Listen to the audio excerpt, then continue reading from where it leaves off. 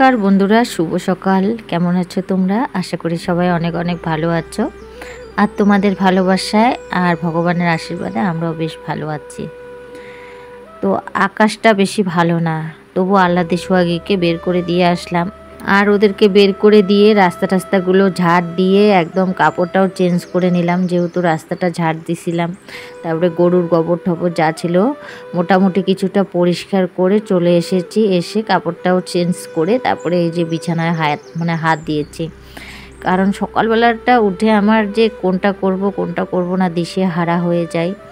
আগে তো শাশুড়ি অনেকটাই হেল্প করতে পারতো, এখন তো যেহেতু মার শরীরটা বেশি ভালো চলছে না, তো এর জন্য মাকে আর অতটা দায়িত্ব দেওয়া হয় না। তো আমি এখন বেশিরভাগ চেষ্টা করি করার, আর সঙ্গে প্রেয়সীর বাবাও করে, মানে আমার বরমশাইও করে। তো আমরাই এখন বেশিরভাগ কাজের দায়িত্বটা নিয়েছি। যাই হোক, এদিকে দেখো আমি কিন্তু তোমাদের সঙ্গে কথা বলতে বলতে এদিকে 2 বিছানায় পরিষ্কার করে নিলাম। আর এই তো এখন খাওয়ার টেবিলটা পরিষ্কার করে নিচ্ছি। আর এই যে কালো আলমারিটার এখানে যখনই আমি যে কোনো ভিডিও করতে যাই কেন জানি দেখি না কালো কালো লাগছে, তার মধ্যে এই পাশের লাইটটাও একটু খারাপ হয়েছে, তো এর জন্য একটু কালো কালো লাগছে। প্লিজ একটু সবাই মানিয়ে নিও। তো এই বিছানাটা পরিষ্কার করে বড় মেয়েকে ডাক দিব যে এই বিছানায় এসে শো। ও যেহেতু একটু লেটে ওঠে, তার মানে ও একটু রাত্রিবেলা ঘুমায়, বেশি রাতে আর কি। তো এর জন্য ওকে এই বিছানায় দিয়ে আমি চলে আসলাম। আজকে এই রুমটা ঝাড়বো। আর কি বলি তোমাদেরকে জানো, এই যে কাজগুলো আমার দিকে তাকিয়ে থাকে যে কখন করব। জানি না এই ঘরের মধ্যে যে আমার সারাদিনে কত কাজ, জানো তো, একটুকু সময় পাই না। আর যত নোংরাগুলো যেন আমার চোখেই ভাসে। আর আমি তো একটু পরিষ্কার পরিচ্ছন্ন থাকতে ভালোবাসি। অনেকজনে বলে তোমার এমন কি কাজ। আমি জানি যে আমার কি কাজ, সারাদিনে তো একটুকু সময় পাই না। মাঝে মধ্যে তো রাগ উঠে যায়, কেউ যদি এইভাবে বলে যে তোমার এমন কি কাজ, তখন তো আমার মানে বলার মতন না, এতটা রাগ উঠে। আমার এই 2টা হাত, মানে যতক্ষণ আমি না ঘুমাইছি ততক্ষণ পর্যন্ত এই 2টা হাত আমার চলতেই থাকে। তাহলে যদি আমার কাজে না থাকে তাহলে এই 2টা হাত তো রেস্ট পেত, কিন্তু হাত দুটো তো রেস্ট পায় না, সারাদিন তো চলতে থাকে এই কাজ না ও কাজ। তো এই হলো পরিস্থিতি। আমার বরমশাই কিন্তু মাঝে মধ্যে আমার উপরে রেগে যায়, কারণ এই যে আমি একটু পিঠ পেটানোর স্বভাবের, মানে ঘর দুয়ার পরিষ্কার পরিচ্ছন্ন বেশিরভাগ করি, আর হলো সবসময় কাজ নিয়ে থাকে, এটা আমার বরের এতটা পছন্দ না। বলে কি এত সারাদিন ঝাড়া মোছা পোছা এগুলো করতেই থাকে। তো আর দেখবে আমরা কিন্তু সবসময় চাই যে আমাদের বাড়ি ঘরগুলো যেন একটু পরিষ্কার হয়ে যাক। দেখবে 1 দিন 2 দিন মানে যদি এই একটা কাজ না করা যায়, সেটার মধ্যে মনে হয় যে মানে 2-3 দিন পরে মনে হয় যে একে মনে হয় বছরের পর বছর পরিষ্কার করা হয় না, এরকম ভাব লাগে।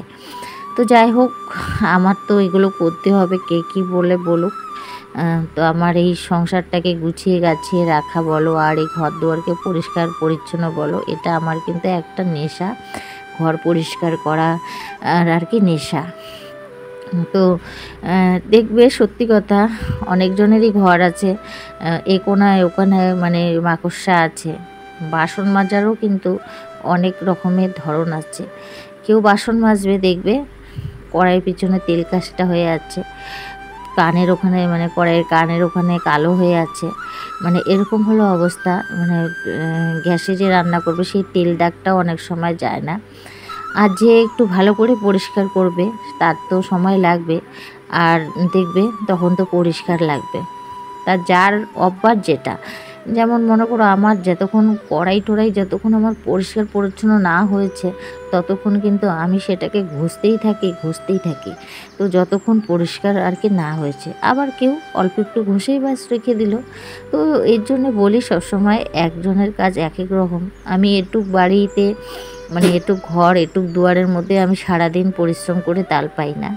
আবার কেউ দেখো মানে অনেক বড় বাড়ি ঘর দুয়ার আছে, সে কিন্তু অনেক তাড়াতাড়ি কাজ সেরে নিয়ে অনেকটা বিশ্রাম করে, মানুষের সঙ্গে গল্প আড্ডা করে। জানি না তারা কিভাবে করে, আমার তো করার ক্ষমতা নেই। আমার কিন্তু সারা দিনটাই লাগে এই কাজগুলো করতে। তো মাঝে মধ্যে ভাবি কিভাবে তারা করে, নাকি আমি ঠিক মতন করতে পাই না কি না পাই না জানি না। আর এদিকে দেখো তোমাদের সঙ্গে কথা বলতে বলতে ওয়াল দেওয়াল, তারপরে ঘরের সিলিং, বিছানা সব পরিষ্কার করে নিলাম। একদম মনে একটা শান্তি জানো। 2 দিন 3 দিন ধরে না আমাকে না ওই ঝুল বলো আর ওই একটু নোংরা বলো আমার দিকে তাকিয়ে আছে।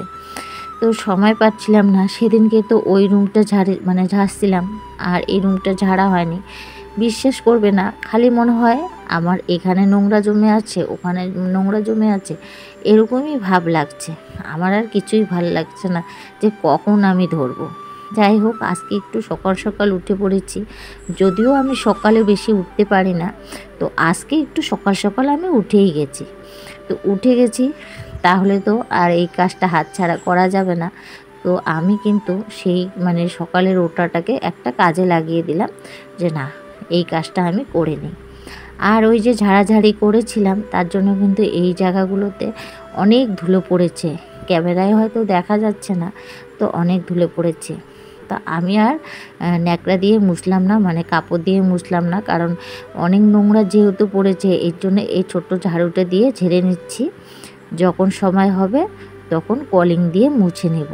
আপাতত যে ঝুল ঝাল পড়েছে সেগুলোকে আমি একটু ক্লিন করে নিচ্ছি। আর এই যে ঝুলঝাল পড়েছে এগুলোর মধ্যে যদি আমি এখন কলিং ব্যবহার করি তাহলে কিন্তু আরও কালো কালো হয়ে যাবে। এর জন্য আমি আর কি ঝুলটাই পরিষ্কার করলাম। আর তারপরে কিন্তু আমরা চা খেয়ে নিয়েছি অফ ক্যামেরায়। তারপরে এই যে দেখো অনেকগুলো আর কি গরম জল করে নিয়েছি। তা এই বাটিটার মধ্যে সাপের প্যাকেটটা ছিল, তো অনেকটা সাপ এই বাটির মধ্যে পড়েছে। যখন আমি প্যাকেটটা কাটছিলাম তখন আর কি হয়েছে, প্যাকেট কাটাটা অনেক বেশি হয়েছে, তো এর জন্য বাটির মধ্যে রেখেছিলাম। তো ওই জন্য বাটিটা ওখানে দিয়ে দিলাম, একটু জল দিয়ে গুলিয়ে নিব, সাপটা বাস ধুয়ে যাবে। তো এই যে জামা কাপড় সব বের করে নিয়ে আসলাম। আর দেখবে বেডশিট বলো, বালিশের কাভার বলো, গামছা বলো। আর আমার সত্যি কথা বলতে আমি একটু গরম জল দিয়ে জামা কাপড় ধুতে ভালোবাসি। আমি বেশিরভাগ চিন্তা করি যে আমি গরম জল দিয়েই জামা কাপড়টা আর কি কাচবো। তো অনেক সময় আমি উনানে গরম জল কিন্তু বসিয়ে রাখি। আজকে আর উনানে করিনি, আজকে একদম গ্যাসে করেছি, কারণ অনেকটাই বেলা হয়েছে জানো তো। আর তার মধ্যে আজকে একটু আমাকে বের হতে হবে, তো আমার আজকে অনেকেই কাজ আছে। তো এর জন্য ভাবলাম গরম জল দিয়ে একটু যদি ভিজিয়ে দিই গ্যাসের থেকেই করে দিয়ে, তাহলে কিন্তু ধুতে অনেকটা সুবিধা হয়। আর কাঁচা জল দিয়ে তো একদমই আমার সত্যি কথা আমার কাপড় চোপড় ধুয়ে একদম পছন্দ হয় না। তো ওই মাঝে মধ্যে আর কি কাঁচা জল দিয়ে ধুই, আর বেশিরভাগটা দিনে কিন্তু আমি একটু গরম জল দিয়ে জামা কাপড় ধুই। এই গরম জল দিয়ে জামা কাপড় ধোয়াটা কিন্তু আমার শাশুড়ির কাছ থেকে শিখেছি। আমি দেখতাম আমার শাশুড়িও না সবসময় গরম জল দিয়ে জামা কাপড় আর কি ভিজিয়ে দিত, আমি সেটাকে কাচতাম। বলে গরম জল দিয়ে জামা কাপড় ভিজালে আর কি খাটনি কম হয়, আর পরিষ্কারও খুব সুন্দর হয়। আর এই তো জামা কাপড় আমার একদম ভেজানো হয়ে গেল। তারপরে বন্ধুরা আমি কিন্তু জামা কাপড় আর কি ভিজিয়ে চলে আসছি রান্নাঘরে। আজকে কিন্তু আমি আগে রান্নাবান্নাটা সেরে নিব, তারপরে আমি স্নানটা করব। ওই যে বললাম না একটু বেরোতে হবে, তো ভাবলাম থাক এই অবস্থায় আগে রান্নাবান্নাটা করে নিই, তারপরে স্নান করে ফ্রেশ হয়ে বার হব।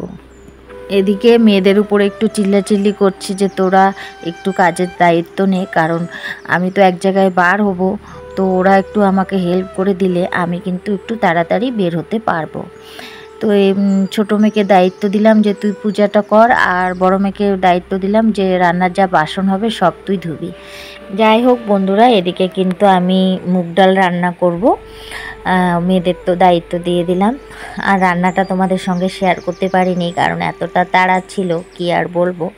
তো এদিকে দেখো মুগ ডালটা ভাজা হয়ে গেল, আর এদিকে জল দিয়ে ধুয়ে বসিয়ে দিলাম। আর আজকে রান্না করেছিলাম আমি, যদিও আমি দেখাতে পারিনি কারণ আমার সময় ছিল না, তো ডাল রান্না করেছিলাম, আর কাঠকচুর বড়া করেছিলাম, আর সঙ্গে আলু ভাজা করেছিলাম। আজকে এটুক করে কিন্তু আমি বের হয়েছি। কি বলি, কালকেও তো বের হয়েছিলাম আর আজকেও বের হয়েছি, 2 দিন থেকে একটু আমার দরকার ছিল বাইরে, তাই আর কি। তো এদিকে দেখো ডালটা আর কি বসিয়ে দিলাম, এখন কয়েকটা লঙ্কা দিয়ে দিব, তারপরে কিন্তু ঝটপট যা কাজ আছে করে নিয়ে তারপরে কিন্তু বের হব। আর এই যে রাম রাবণের যুদ্ধর মতন করে সংসারের কাজকর্মগুলো সেরে নিলাম, সেরে নিয়ে এখন রেডি হয়েছি, এখন যাব আর কি বলি, কোথাও বার হওয়া মানে সত্যি অনেক কষ্ট, অনেক কষ্ট। তো চলো যতটুকু পারবো বাইরে গিয়ে একটু ভিডিও যদি করতে পারি আর কি করবো, আর যদি না করতে পারি তো নাই। তো চলো দেখতে থাকো। তো বন্ধুরা দেখো, আমি কিন্তু বেরিয়ে পড়েছি আর এখন বসে আছি টোটোতে। আর জানো তো, আমি না ভুলেই গেছিলাম যে ভিডিও করব। তো যাই হোক, ফট করে মনে হলো যে আমার তো ভিডিও করার কথা, কেননা আমার বন্ধুদেরকে একটু আমাদের দিনহাটা শহরটা দেখিয়ে দিই। যদিও আমাদের দিনহাটা শহরটা একদমই ছোট, তো ছোট হোক, যার যেমন শহর তার কাছে তেমনই ভালো। আমার যেহেতু দিনহাটা শহর ছোট, কিন্তু আমার তবু ভালো লাগে, কারণ সেটা আমার জায়গা। তো এর জন্য ভাবলাম আমার বন্ধুদের সঙ্গে একটু শেয়ার করে নিই। তো এই যে এখন যাচ্ছি যেখানে যাওয়ার কথা সেখানে। আর এখানে একটা প্যান্ডেল হয়েছে, সামনেই দুর্গাপূজা, তো মাঝে মধ্যেই আর কি প্যান্ডেলের কাজকর্ম চলছে। তো কেমন লাগছে আমাদের ছোট্ট দিনহাটা একটু কমেন্ট করে জানিও।